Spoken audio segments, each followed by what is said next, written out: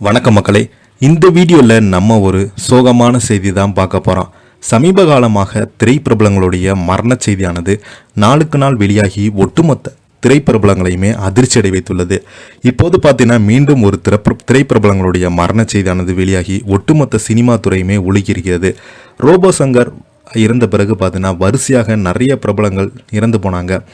ஆச்சி மனோரமாவுடைய ஒரே மகனான பூபதி அவர்கள் திடீரென மரணமடைந்த செய்தி ஒட்டுமொத்த தமிழ் சினிமாவே உலுக்கியது. இவங்களுக்கு பார்த்தீங்கன்னா நிறைய பிரபலங்கள் 90 காலகட்டத்தில் உருவாகி 80-70 காலகட்டத்தில் கடைசி வரைக்கும் தன்னுடைய சினிமா மூச்சினாக இருந்து வாழ்ந்து வந்தவங்க தான் மனோரமா. அவங்களுடைய ஒரே மகன் பூபதி மரணமடைந்தது ஒட்டுமொத்த சினிமா துறையுமே உலுக்கியது. அதுக்கப்புறம் பார்த்தீங்கன்னா நம்ம இசையமைப்பாளர் தேவாவுடைய உடன் பிறந்த தம்பி சபேஷ் அவர்கள் மரணமடைந்து போனார் மாரடைப்பு காரணமாக. இவருடைய மரணத்திற்கு நிறைய திரைப்பிரபலங்கள், அரசியல் கட்சி தலைவர்கள் எல்லோருமே நேரில் போய் அஞ்சலி செலுத்தினாங்க. இந்த நிலையில் பார்த்தீங்கன்னா மீண்டும் ஒரு பிரபல இறந்து போயிருக்கிறாரு. இவருடைய மரணத்திற்கு பல்வேறு திரைப்பிரபலங்கள் நேரில் சென்று அஞ்சலி செலுத்திருக்கிறாங்க. சமூக வலைதளங்களின் வாயிலாக நிறைய பிரபலங்கள், ரசிகர்கள் எல்லோருமே இரங்கல் தெரிவிச்சிருக்கிறாங்க.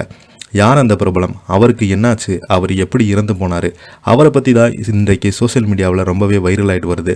வாங்க என்ன தகவல் என்ன செய்துன்னு இந்த வீடியோவில் பார்க்கலாம்.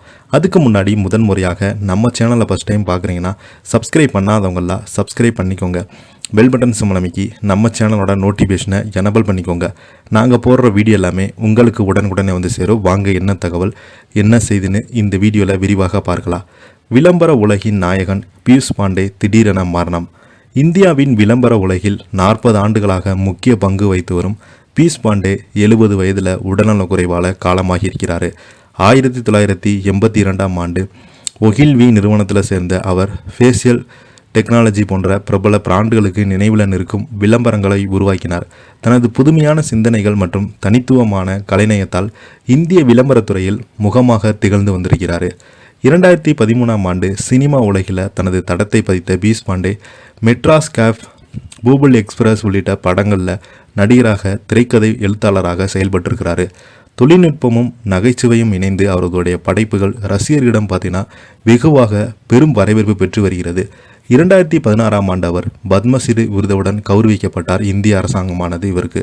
பியூஷ் பாண்டியாவுடைய உடல் மும்பையில் உள்ள சிவாஜி பார்க் பகுதியில் நாளை அடக்கம் செய்யப்பட்டு உள்ளது. அவரது மறைவுக்கு மத்திய நிதியமைச்சர் நிர்மலா சீதாராமன், உள்துறை அமைச்சர் அமித்ஷா உள்ளிட்டோர், நிறைய அரசியல் கட்சி தலைவர்கள், நிறைய திரைப்பிரபலங்கள் எல்லோருமே உள்ளிட்டோர் பலருமே இரங்கல் தெரிவித்து வருகிறாங்க.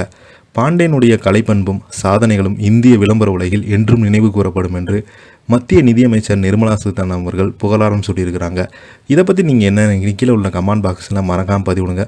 இந்த வீடியோ பிடிச்சிருந்தால் லைக் பண்ணுங்கள், ஷேர் பண்ணுங்கள், கமெண்ட் பண்ணுங்கள். நன்றி, வணக்கம்.